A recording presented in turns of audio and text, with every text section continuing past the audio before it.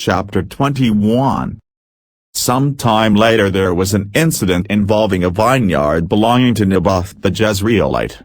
The vineyard was in Jezreel, close to the palace of Ahab king of Samaria. Ahab said to Naboth, "Let me have your vineyard to use for a vegetable garden, since it is close to my palace. In exchange I will give you a better vineyard or, if you prefer, I will pay you whatever it is worth." But Naboth replied, "The Lord forbid that I should give you the inheritance of my ancestors." So Ahab went home, sullen and angry because Naboth the Jezreelite had said, "I will not give you the inheritance of my ancestors." He lay on his bed sulking and refused to eat. His wife Jezebel came in and asked him, "Why are you so sullen? Why won't you eat?"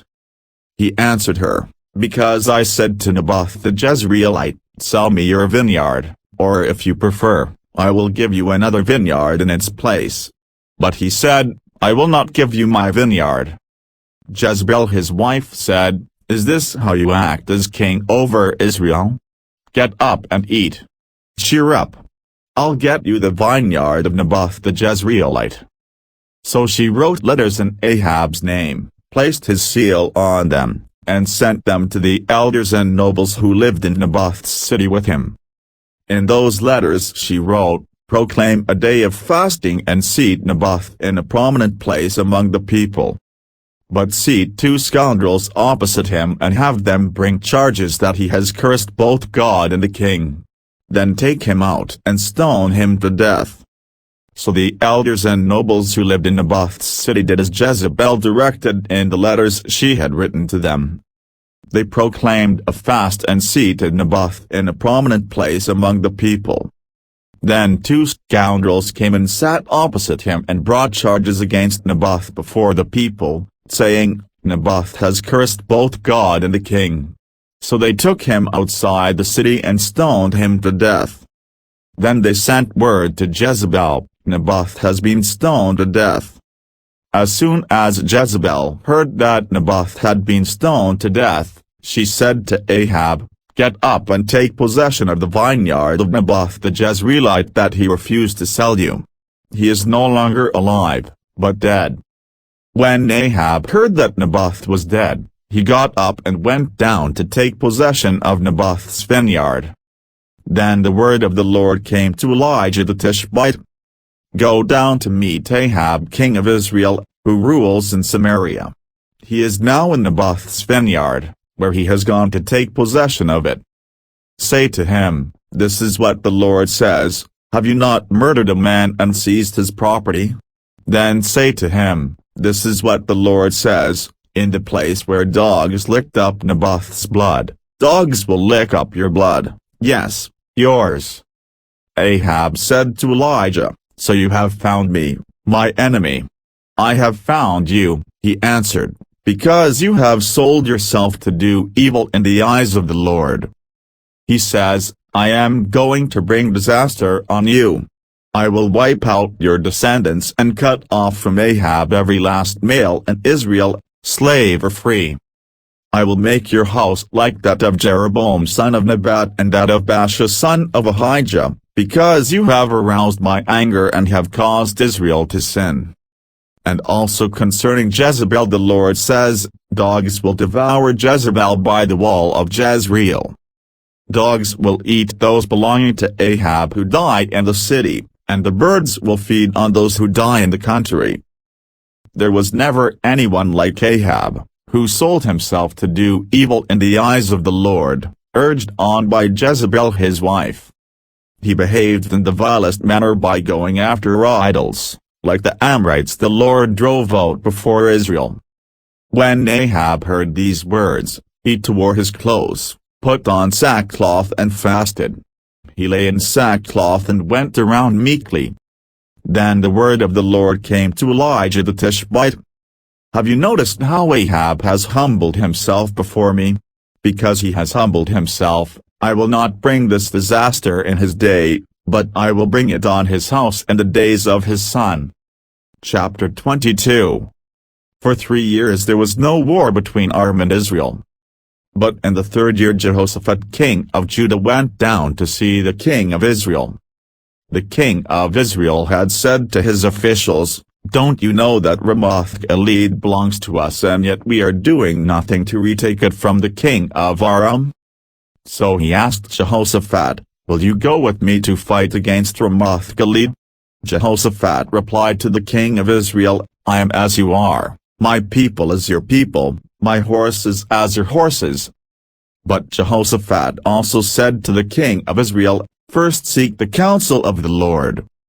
So the king of Israel brought together the prophets, about 400 men, and asked them, "Shall I go to war against Ramoth-Gilead, or shall I refrain?"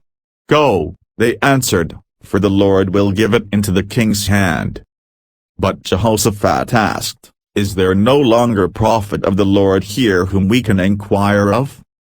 The king of Israel answered Jehoshaphat, "There is still one prophet through whom we can inquire of the Lord, but I hate him because he never prophesies anything good about me, but always bad. He is Micaiah son of Imlah." "The king should not say such a thing," Jehoshaphat replied. So the king of Israel called one of his officials and said, "Bring Micaiah son of Imlah at once." Dressed in their royal robes, the king of Israel and Jehoshaphat king of Judah were sitting on their thrones at the threshing floor by the entrance of the gate of Samaria, with all the prophets prophesying before them. Now Zedekiah son of Kenana had made iron horns, and he declared, "This is what the Lord says, with these you will gore the Arameans until they are destroyed." All the other prophets were prophesying the same thing. "Attack Ramoth-Gilead and be victorious," they said, "for the Lord will give it into the king's hand." The messenger who had gone to summon Micaiah said to him, "Look, the other prophets without exception are predicting success for the king. Let your word agree with theirs, and speak favorably." But Micaiah said, "As surely as the Lord lives, I can tell him only what the Lord tells me." When he arrived, the king asked him, "Micaiah, shall we go to war against Ramoth-Gilead, or not?" "Attack and be victorious," he answered, "for the Lord will give it into the king's hand." The king said to him, "How many times must I make you swear to tell me nothing but the truth in the name of the Lord?" Then Micaiah answered, "I saw all Israel scattered on the hills like sheep without a shepherd, and the Lord said, 'These people have no master. Let each one go home in peace.'" The king of Israel said to Jehoshaphat, "Didn't I tell you that he never prophesies anything good about me, but only bad?"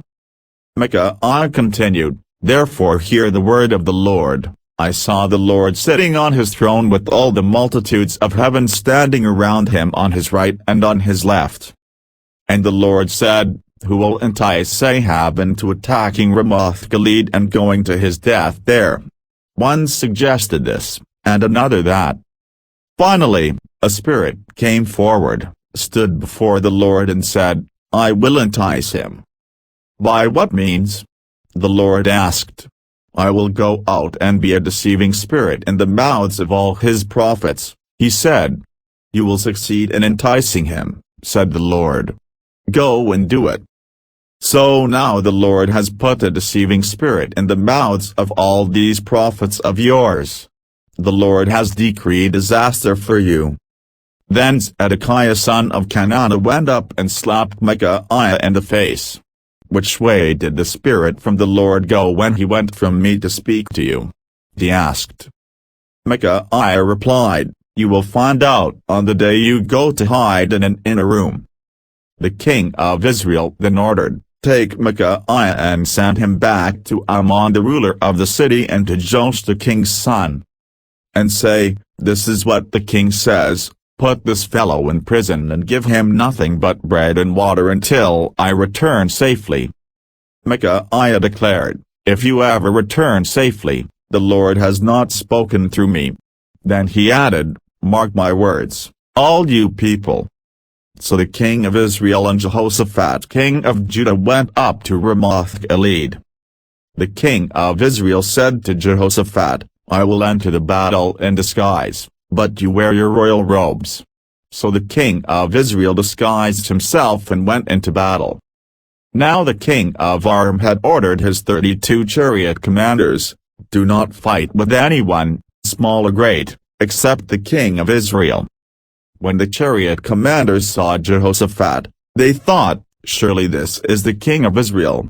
So they turned to attack him, but when Jehoshaphat cried out, the chariot commanders saw that he was not the king of Israel and stopped pursuing him. But someone drew his bow at random and hit the king of Israel between the sections of his armor. The king told his chariot driver, "Wheel around and get me out of the fighting. I've been wounded." All day long the battle raged, and the king was propped up in his chariot facing the Arameans. The blood from his wound ran onto the floor of the chariot, and that evening he died. As the sun was setting, a cry spread through the army, "Every man to his town!